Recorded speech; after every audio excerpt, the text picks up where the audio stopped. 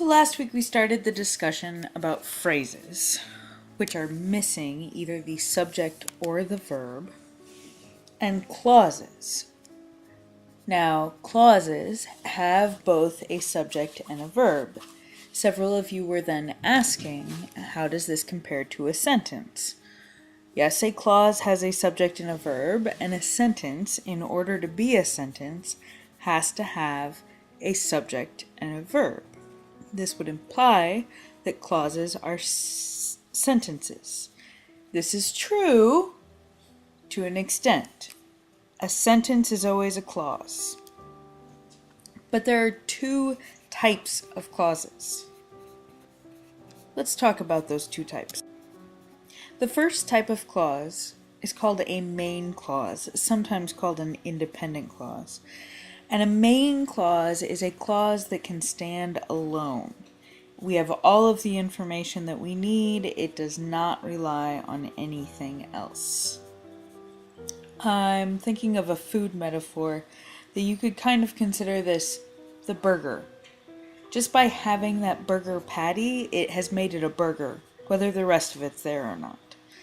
The other type of clause is a subordinate clause. Now, when you have a subordinate clause, otherwise known as a dependent clause, it cannot stand alone. Just a subordinate clause is not a sentence. It relies on another piece of information. Going back to the food metaphor, if you were to have the bread, that doesn't make it a burger. It just kind of makes it there. So again, main clause is the burger. That's what makes it a burger. Subordinate clause is just the bread. Can't be a sentence by itself. We could also identify that something is a subordinate clause by memorizing subordinate conjunctions. These are words that indicate it is a subordinate clause, as, unless, rather than, if, once, where, although, now, even, until, so, after, who, then, that, before, which, since, whether, because, when, though, just as. All of these words serve as subordinate conjunctions. Trying to determine the difference between a main and subordinate clause, we can look at the clause before he went to school versus the clause he went to school. They are both clauses. They have a subject and a verb. The subject is he. What did he do? He went. But the subordinate clause has the word before.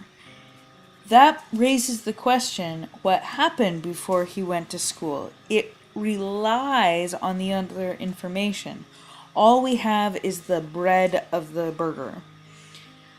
Looking at another one, I could say because she was late. Or I could say she was late. Again, both of them have a subject, she, both of them have a verb, was, but because she was late indicates, well, what happened because she was late? We've got the bread, we've got no burger. It's got that word because that indicates it is a subordinate clause. You may have been told before that you cannot start a sentence with because. Well, that is because is a subordinate clause. As soon as you put that word, it would only get you a subordinate clause which has to rely on something. So yes, I could get the clause because he was late, which has a subject and a verb, but I have to add a main clause. He was in trouble. He was, subject verb. The because he was late is the subordinate clause. It cannot stand alone as a sentence.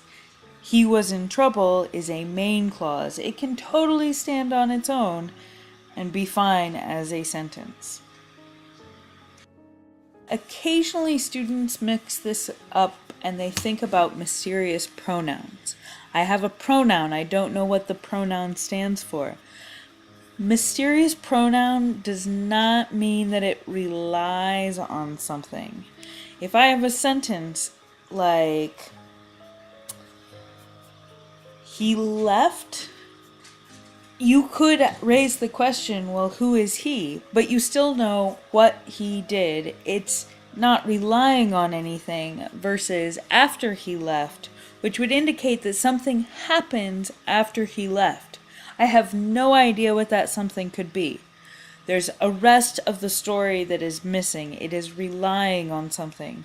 So after he left is a subordinate clause, but he left is a main clause.